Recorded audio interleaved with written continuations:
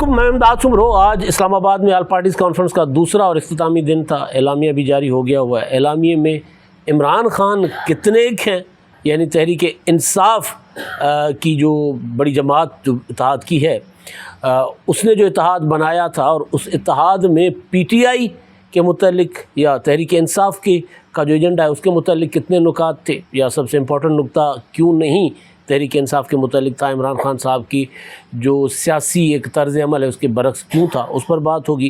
اور دوسرا جو معاملہ ہے عمران خان صاحب کے صاحبزادوں کے متعلق، انہوں نے ویزا کے لیے پاکستان آنے کے لیے ویزا کے لیے اپلائی کر لیا ہے، اور ان کی پھپھو نے الزام عائد کیا ہے کہ پاکستان کا جو برطانوی ہائی کمیشن ہے اس نے جو ہے وہ ڈیلے کر دیا ہے معاملہ، یہ کہہ کر کہ جی وہ ہم اسلام آباد سے پوچھیں گے، وزارت خارجہ سے پوچھ کر پھر بتائیں گے، بلکہ وزارت خارجہ نے روک دیا ہمیں، اس طرح کا انہوں نے الزام لگایا ہے۔ تو اس پر بھی جو سفارت خانہ پاکستان کا برطانیہ میں ان کا موقف سامنے آ گیا ہوا ہے۔ لیکن اس سے بھی ایک اور بڑا معاملہ جو ہے، وہ جو آج کا سب سے بڑا معاملہ وہ ہے، ایک اور فیصلہ آ گیا ہوا ہے 9 کے مقدمات کا، اور یہ فیصلہ وہی جو میں گزارش کرتا آ رہا تھا کہ جو سزائیں ہوئی ہیں اب تک، ان سزاؤں میں جو سب سے زیادہ سزا ہے وہ ہے 25 سال کی جو آج ہوئی ہے۔ اب وہ 25 سال کی جو سزا ہوئی ہے ایک صاحب کو، ایک ملزم کو، تو اس کے بعد آپ یہ کہہ سکتے ہیں کہ عمران خان صاحب کو بھی 25 سال کی ہی سزا ہو سکتی ہے۔ تو آغاز آل پارٹیز کانفرنس سے پہلے تو یہ کہ تحریک انصاف اب تک سیاسی جماعتوں کو اکٹھا کرنے میں ناکام ہو گئی تھی۔ پھر محمود خان اچکزئی صاحب کو عمران خان نے ذمہ داری دی، یا پی ٹی آئی نے کہا کہ جی ہم ذرا پیچھے ہٹتے ہیں، ذرا آپ کوشش کر لیں۔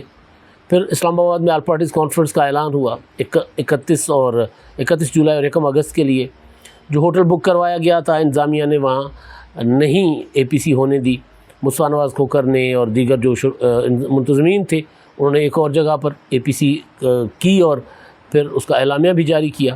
میرے لیے جو سرپرائزنگ ایلیمنٹ تھا وہ یہ تھا کہ اے پی سی کی جو پریس کانفرنس تھی اس کا ایک بڑا حصہ وہ میڈیا پر لائیو دکھایا گیا، جس میں ظاہر ہے جو فوج کا سیاست میں کردار ہے اس پر گفتگو ہوئی، جس میں ظاہر ہے کہ بات ہوئی بلوچ مسنگ پرسنس کی بات ہوئی، جس میں خیبر پختونخوا میں جاری جو آپریشنز ہیں ان کے خلاف بھی بات کی گئی۔ تو یہ اعلامیہ جب پڑھا جا رہا تھا تو اس کو لائیو نشر بھی کیا جا رہا تھا، تو یہ بہرحال بہت سے ٹی وی نشر کر رہے تھے، میرے لیے کافی حیران کن بات تھی۔ لیکن اس سے بڑی جو سرپرائزنگ میرے لیے بات ہے وہ ہے میثاق جمہوریت پارٹ 2 ٹروتھ اینڈ ریکنسیلیشن۔ مصطفیٰ نواز کھوکھر یہ اعلامیہ پڑھ رہے تھے۔ مصطفیٰ نواز کھوکھر صاحب جو ہیں وہ بلاول بھٹو زرداری کے ترجمان بھی رہ چکے ہیں، اور پیپلز پارٹی سے اپنے اصولوں کی بنیاد پر کی وجہ سے وہ الگ بھی ہوئے، لیکن تربیت جو ہوتی ہے ظاہر ہے وہ ہوتی ہے۔ اور پھر انہوں نے اعلامیے میں میثاق جمہوریت پارٹ 2، جس کی ڈیمانڈ بلاول بھٹو زرداری عام انتخابات سے پہلے بھی کرتے رہے، عمران خان صاحب کو بھی کہتے رہے کہ جی آپ آئیں، بیٹھیں ہمارے ساتھ، ہم مذاکرات کے لیے بھی تیار ہیں، سیاسی قوتوں کے ساتھ بیٹھیں۔ یہاں تک کہ جب عمران خان صاحب روزانہ لانگ مارچز کرتے تھے تو اس وقت بھی کہتے تھے کہ لانگ مارچ کرنے کی بجائے آپ ہمارے ساتھ بیٹھیں۔ پی ڈی ایم کے وزیر خارجہ کے طور پر انہوں نے جو خطاب کیے تھے مختلف جلسوں سے، تو بہرحال میثاق جمہوریت پارٹ 2 کی انہوں نے بات کی ہے، سیاسی جماعتوں کے درمیان نئے میثاق کی اور ٹروتھ اینڈ ریکنسیلیشن کمیشن کی۔ یہ میرے لیے بڑے امپورٹنٹ نکات تھے۔ پہلا نکتہ عمران خان اور بشرا بی بی کی رہائی کا مطالبہ ہے، پہلا نکتہ، اور جس میں کہا یہ گیا کہ جی ان کو ناحق بند کیا گیا ہے تو لہٰذا ان کو رہا کیا جائے۔ اور دوسرا نکتہ جو ہے وہ تھا ایک اورال ایک قومی ایجنڈا، جس کو میں ہمیشہ کہتا ہوں کہ جب تک قومی ایجنڈا نہیں بنے گا تو پولیٹیکل پارٹیز آپ کے ساتھ نہیں جڑیں گی۔ تو آج کا اعلامیہ میری نظر میں، اس اے پی سی کا جو نتیجہ ہے میری نظر میں، وہ عمران خان کے لیے نہیں، محمود خان اچکزئی کے لیے، مصطفیٰ نواز کھوکھر کے لیے، ذہین شاہ کے لیے، اختر مینگل کے لیے، اور دیگر جو چھوٹی بڑی جماعتیں اتحاد میں شامل ہیں ان کے لیے تو وہ کہہ سکتی ہیں کہ جی ہمارا ایجنڈا ہمیشہ ہی رہا ہے جو اعلامیے میں چیزیں آئی ہیں، لیکن عمران خان کا ایجنڈا نہیں رہا۔ عمران خان صاحب کبھی ٹروتھ اینڈ ریکنسیلیشن پر نہیں آئے۔ عمران خان صاحب کبھی میثاق جمہوریت کن کے ساتھ ہوگی؟ بنیادی بات ہے نا، میثاق جمہوریت کن کے ساتھ کیا جانا ہے۔ میں پہلے وہ نکتہ آپ کے سامنے پڑھتا ہوں، پھر میں اس کو ذرا آپ کو مزید اس پر اپنی رائے بھی دیتا ہوں، اور پھر کچھ حقائق بھی آپ کے سامنے رکھتا ہوں۔ یہ پہلا نقطہ تو رہائی کا تھا اور سزاؤں کی جو ہو رہی ہیں سزائیں اس کی مذمت کی گئی. دوسرا جو نقطہ ہے کہا گیا کہ تحریک تحفظ آئین پاکستان اور اس کی بلائی گئی کل جماعتی کانفرنس میں شریک جماعتوں نے اتفاق کیا کہ اس وقت تمام سیاسی جماعتوں اور سیاسی قوتوں کے درمیان ایک نئے میثاق کے جمہوریت کی اشد ضرورت ہے. ہائبرڈ نظام کے پے در پہ حملوں کے نتیجے میں آئین پاکستان اس میں درج شق 8 سے 28 تک دیے گئے انسانی حقوق اور پارلیمانی جمہوری نظام بے معنی ہو چکے ہیں اور آج عوام اور ریاست کے درمیان سماجی معاہدہ تار تار ہو چکا ہے. اس لیے یعنی آئین تار تار ہو چکا ہوا ہے. اس لیے نئی میثاق کے لیے درج نکات پر ایک قومی ڈائلاگ کے بعد ملک میں موجودہ تمام سیاسی قوتوں کے درمیان مکمل اتفاق رائے پیدا ہونا چاہیے. تمام سیاسی قوتوں کے درمیان. یہ نہیں کہا گیا کہ اپوزیشن میں بیٹھی سیاسی قوتوں کے درمیان، تمام سیاسی قوتوں کے درمیان. نکات کیا ہیں؟ 1973 کے آئین اور پارلیمنٹ کی بالادستی، قانون کی حکمرانی، عدلیہ کی آزادی، آزاد اور خود مختار الیکشن کمیشن کے تقرری اور منصفانہ انتخابات، بلوچستان کی صورتحال، خیبر پختونخوا اور سابقہ قبائلی علاقہ جات کی صورتحال، ٹروتھ اینڈ ریکنسیلیشن کمیشن کا قیام، بین الصوبائی تعلقات اور پانی کی تقسیم، سیاسی جماعتوں کے آپسی تعلقات اور ہر طرح کے غیر قانونی انتقامی کارروائیوں کا تدارک، میڈیا کی آزادی، خواتین اور اقلیتوں کے حقوق، بین الاقوامی تعلقات. اب یہ وہ نکات ہیں جن کے اوپر تمام پولیٹیکل پارٹیز یعنی P T I, Muslim League نون، پیپلز پارٹی اور اس کے بعد جتنی بھی چھوٹی بڑی پولیٹیکل پارٹیز ہیں ان سب کے درمیان اتفاق رائے سے ایک میثاق کی ضرورت ہے. اب یہ میثاق کی ضرورت جو ہے یہ بڑا نقطہ ہے نا، تو میثاق کے لیے بیٹھنا پڑے گا. تو اس میں جو ٹروتھ اینڈ ریکنسیلیشن والا نقطہ ہے وہ میں آپ کو پڑھ کر سناتا ہوں. باقی نکات جس میں بلوچستان کے مسنگ پرسنس کا ایشو جیسے میں نے پہلے بتایا، خیبر پختونخوا میں جو آپریشنس ہیں اس کی صورتحال پر تفصیل سے بات چیت کی گئی ہے. مطالبہ کیا گیا ہے کہ جو فوج کو آپریشن سے دور رکھا جائے اور سویلین فورسز کے ذریعے جو ہے وہ امن و امان قائم کروایا جائے، چاہے بلوچستان ہو چاہے خیبر پختونخوا ہو. آئیڈیلی یہ بہت اچھی صورتحال ہوگی اگر ایسا ہو جاتا ہے. اچھا جی، تحریک تحفظ آئین Pakistan truth and reconciliation commission کے قیام کا جو مطالبہ ہے، تحریک تحفظ آئین پاکستان اور کل جماعتی کانفرنس مطالبہ کرتی ہے کہ ساؤتھ افریقہ کے طرز پر ٹروتھ اینڈ ریکنسیلیشن کمیشن کا قیام عمل میں لایا جائے، جہاں جزا اور سزا کے بغیر حقائق اور سچ کو عوام کے سامنے رکھا جائے. یہ بات افسوس سے کہنی پڑتی ہے کہ جو جماعتیں آج حکومت میں ہیں انہوں نے اپنے ہی کیے ہوئے میثاق جمہوریت کو نہ صرف پاؤں تلے روندا بلکہ اس میں موجود اس شق کو فراموش کیا. یعنی میثاق جمہوریت کو زندہ کر دیں. وہ یہ ادروائز کہہ رہے ہیں. یہ اتحاد چاہتا ہے کہ قیام پاکستان سے لے کر آج تک جمہوریت، عوام کے حقوق اور آئین پاکستان کے خلاف جس نے جو کردار ادا کیا اسے رضاکارانہ طور پر اس کمیشن کے سامنے اعتراف جرم کرنا ہوگا. اس میں لکھا گیا ہے جناب، کہا گیا ہے کہ جی مصطفیٰ نواز کھوکھر نے اپنے الفاظ میں کہا، اس میں نہیں لکھا ہوا کہ چاہے وہ کوئی جج ہو، چاہے وہ کوئی جرنیل ہو، چاہے وہ کوئی سیاستدان ہو، انہوں نے جو جرائم کیے ہیں آئین کے خلاف، انسانی حقوق کے خلاف، جمہوریت کے خلاف، وہ آئیں اور ٹروتھ اینڈ ریکنسیلیشن کے تحت اپنا اعتراف کریں، معافی مانگیں اور پھر دوبارہ ساری سلیٹ صاف کریں اور دوبارہ آگے بڑھیں. یہ بڑی امپورٹنٹ چیز ہے. اب میں آتا ہوں کچھ حقائق پر کہ میثاق جمہوریت کو ناکام کس نے بنایا. سوال سب سے امپورٹنٹ یہ ہے، میثاق جمہوریت کو مذاق جمہوریت کون کہتا تھا؟ مکمکہ کون کہتا تھا؟ بے نظیر بھٹو شہید اور نواز شریف نے جب 2006 میں جب ان کو سمجھ آ گئی تھی کہ ہم آپس میں لڑتے رہیں گے، فوج، اسٹیبلشمنٹ، جج، جرنیل، بیوروکریٹس سب فائدہ اٹھاتے رہیں گے، تو انہوں نے طے کر لیا کہ جی سیاستدان آپس میں لڑتے رہیں، بھڑتے رہیں، لیکن کبھی بھی ہم اس طرف نہیں دیکھیں گے، کبھی بھی ہم خفیہ راستہ جو ہوتا ہے نا وہ اپنا استعمال نہیں کریں گے، پیچھے کے دروازے سے اقتدار میں نہیں آئیں گے. تو وہ طے ہو گیا، اس پر عمل شروع ہو گیا. اس کی پہلی مثال یہ ہے کہ جب 2008 سے 2013 تک پیپلز پارٹی کی حکومت رہی، اس میں ایک بھی سیاسی قیدی نہیں تھا.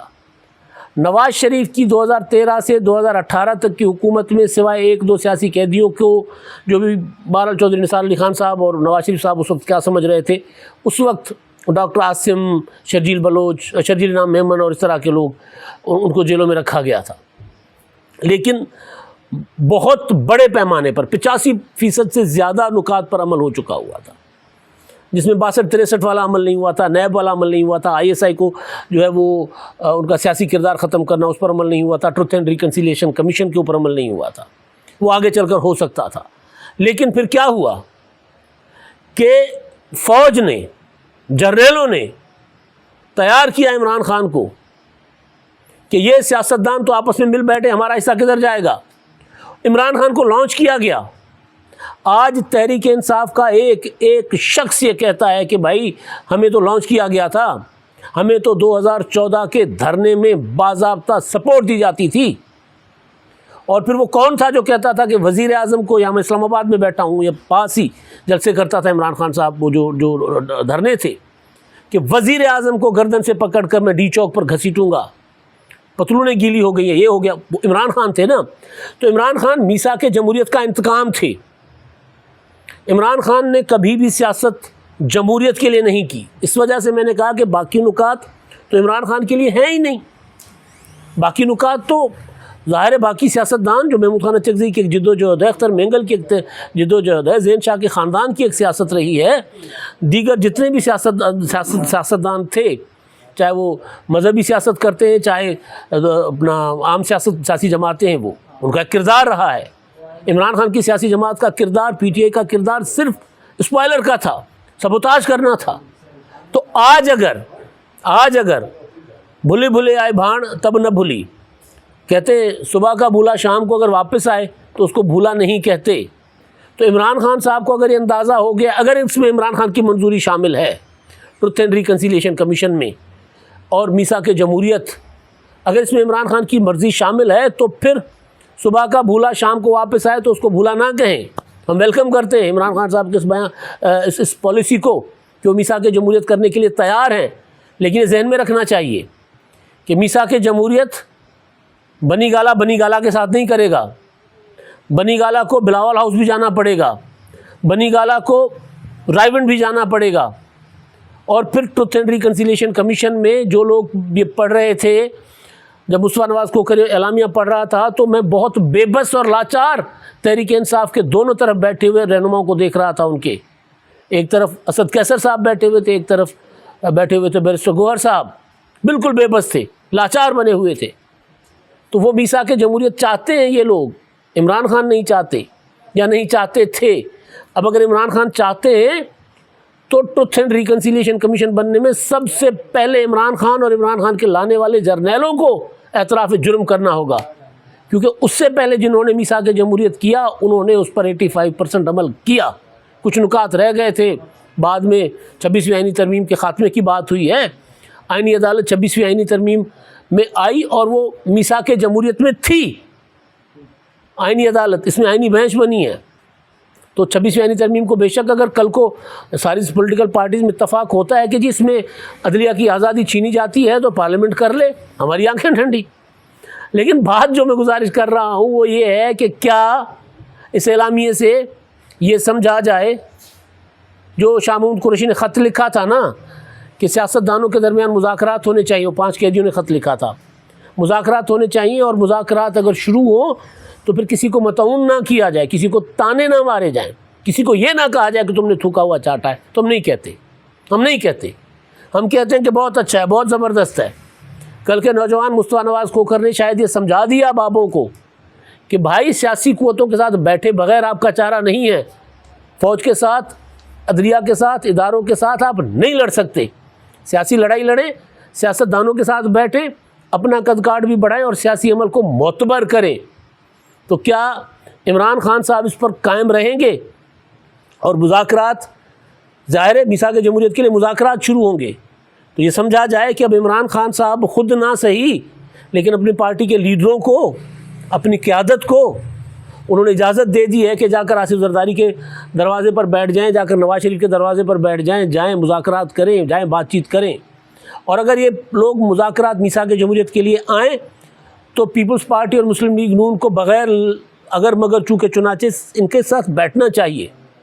لیکن اول آخر شرط یہ نہ ہو کہ جی عمران خان کو رہا کریں. اگر یہ شرط ہوگی تو بات آگے نہیں بڑھ سکے گی، معاملات آگے نہیں بڑھ سکیں گے۔ اس پر کئی اور ولاگ ہو سکتے ہیں، کئی اور بات ہم کر سکتے ہیں اس پر، لیکن فی الحال یہ ہے کہ آل پارٹیز کانفرنس کا اعلامیہ اگر عمران خان کی منظوری، عمران خان کی منشا سے ہوا ہے یا کل کو عمران خان اس کو تسلیم کرتے ہیں، تو پھر تو یہ عمران خان کی ایک طرح سے سیاسی طور پر ایک سمجھا جائے کہ سمجھداری کا فیصلہ ہوگا۔ عمران خان اپنے لیے کوئی راستہ بنا رہے ہوں گے۔ پھر اگر عمران خان نے انکار کر دیا اس سے ہمیشہ کی طرح، تو پھر عمران خان صاحب سیاست میں واپس نہیں آ سکیں گے۔ آج میں خبر دیکھ رہا تھا، سرگودا کی ایک عدالت نے 9 مئی کے مقدمے میں ایک ملزم ہیں جوڈیشل کمپلیکس میاں والی حملہ کیس، ملزم اسماعیل، ان کو 25 سال قید کی سزا دی ہے۔ احمد بچر، ملک احمد چٹھا، بلال اعجاز سمیت 51 کو اشتہاری قرار دے دیا ہے۔ یہ جو اشتہاری قرار دیے جا رہے ہیں، جن کو 10-10 سال سزائیں ہیں، یہ لوگ موقع پر موجود نہیں تھے، ان کو آنت جرم میں سزا ہوئی ہے۔ عمران خان کو ماسٹر مائنڈ ڈکلیئر کیا گیا ہے۔ اگر ایک شخص جو بلوا کرتا ہے، عدالت کی نظر میں ثابت ہو گیا بلوا، اگر وہ شخص عدالت میں مجرم ثابت ہونے کے بعد 25 سال قید کا حقدار ٹھہرایا جاتا ہے عدالت کی جانب سے، تو پھر سوچیں عمران خان صاحب کو کتنی سزا ہوگی۔ کئی 25 سال کی سزائیں ہوں گی، کیونکہ ایک مقدمہ تو ہے نہیں، کیونکہ ایک مقدمے میں الگ الگ سزائیں ہو رہی ہیں۔